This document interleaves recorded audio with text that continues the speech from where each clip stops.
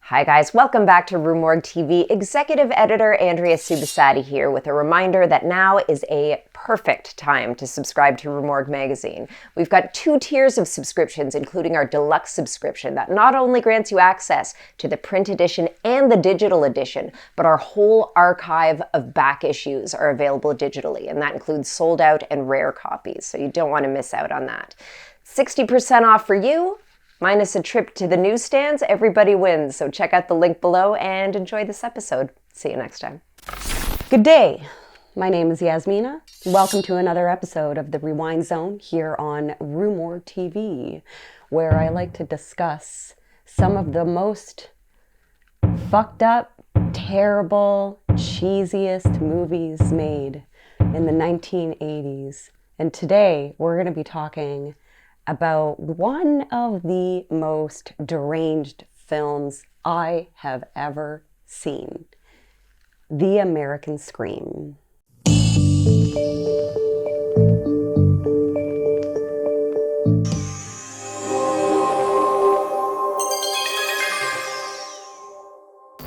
The American Scream was directed by Mitchell Linden, and it was released in 1988. And more people need to know about this movie because it's fucked. Brent! Honey, are you up? The American Scream starts out kind of normal, but that doesn't last very long. It's about the Benziger family, and they're on a family vacation up to Wilson Creek. Teenage son Brent gets to invite his friend Larry, and teenage daughter Bridget gets to invite her friend Roxanne.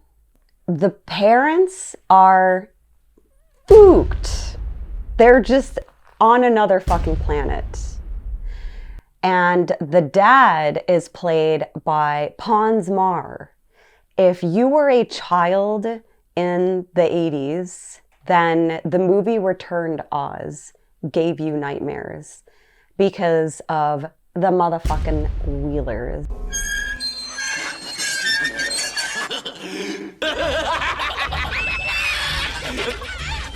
So Pons Maar is that Wheeler that haunted your dreams.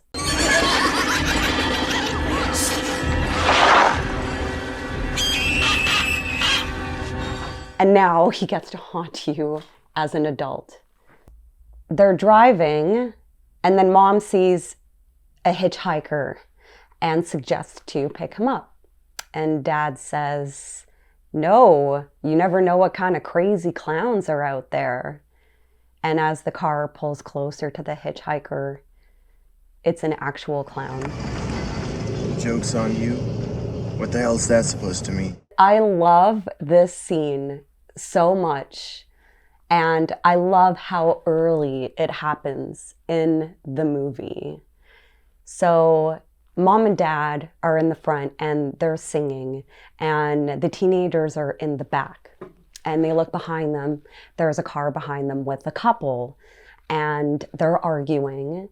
And the mother is breastfeeding a baby. And as they're arguing while she's breastfeeding, the teenagers are like looking back, and the boyfriend wants a piece of Booby.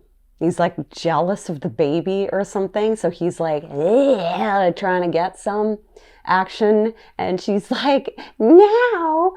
And then she uses the baby like as a shield against him and is like shaking the baby at her boyfriend, and fucking then he takes the baby and is like smashing it against the dashboard.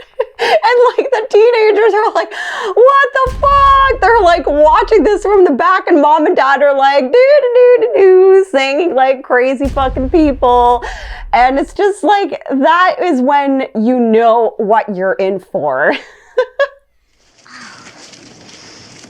This has got to be the most beautiful place in the whole world. Motherfucking George Buck Flower. I'll have 2 fried eggs, and some ham. Come on, Ed. You know you already had your cholesterol for this week. Why isn't there a documentary about this man yet? Seriously, people, come on. He's got this taxidermy pet dog, and the family stop at this diner, and mom is a psycho, and she's like, is my hair okay? Is my makeup okay?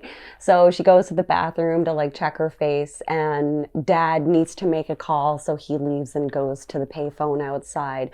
And then all of a sudden it's like eerie music, and all the adults like turn and like stare at the teenagers.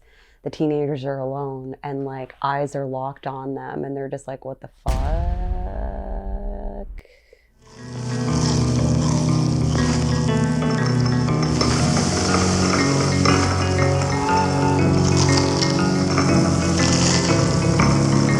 George Buck Flower slowly walks over to one of the teenage girls and just starts like creepily like stroking her hair in his creepy George Buck Flower face. It's just like, what the fuck, man? Some of the lines in this movie are pretty fucking deranged too. So their food comes to the table and somebody says, This smells so good, my nose is getting erect.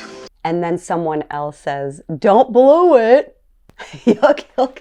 So they get to their cabin and everybody's unpacking, and Larry decides to look through Brent's telescope out the window. He sees a girl running in snow wearing a bloody dress and a man dressed all in black chasing her. Brent! Come here quick! Larry, stop! Get the hell over here! Larry, stop, man. You're on my nerves. And of course, nobody else sees it, and it's quickly dismissed. So they all decide to go out on the town to a polka dance night at the local bar. All of the adults are acting super weird with the teenagers. So there's one part where Brent goes to take a piss, and there is a very creepy man just watching this teenage boy urinate with like the creepiest look on his face. Very uncomfortable. And then the girls get picked up by a couple dudes and they take them to the world's saddest strip club. It kind of makes me think of that scene in Blue Velvet when that lady is dancing on top of Frank's car. And then some shit goes down in the bar, and there's actually a pretty awesome slow motion decapitation.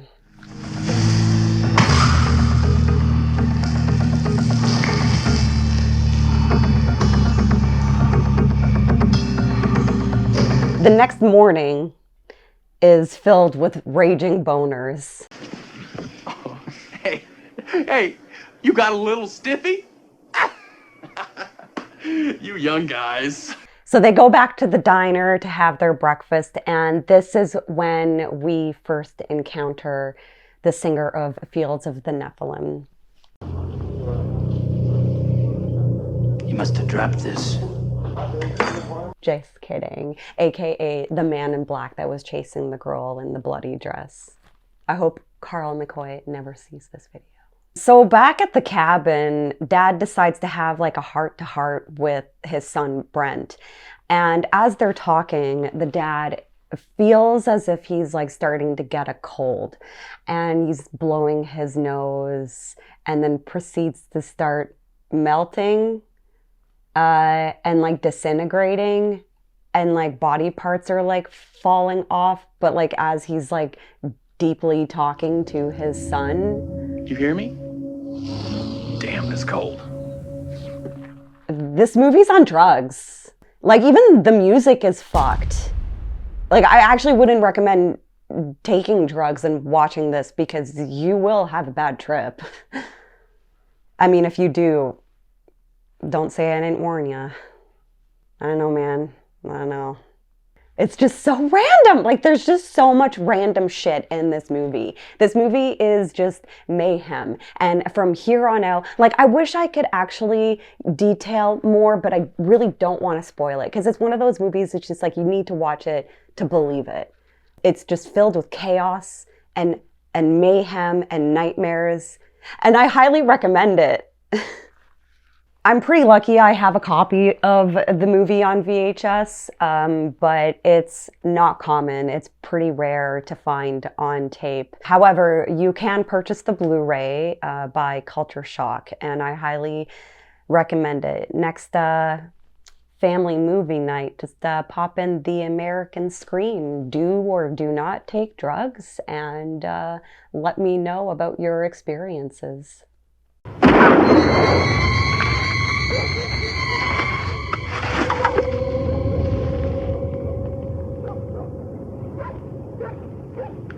Thank you so much for joining me on this episode of the Rewind Zone here on RUE MORGUE TV on this fucked up, deranged movie called The American Scream. I really hope everybody watches it. I mean, no one talks about this movie, and that is a travesty. So don't forget to like, subscribe, follow, let me know what other absurd movies you want me to talk about. And don't forget, be kind, rewind, or else drugs might fuck you up. I don't know.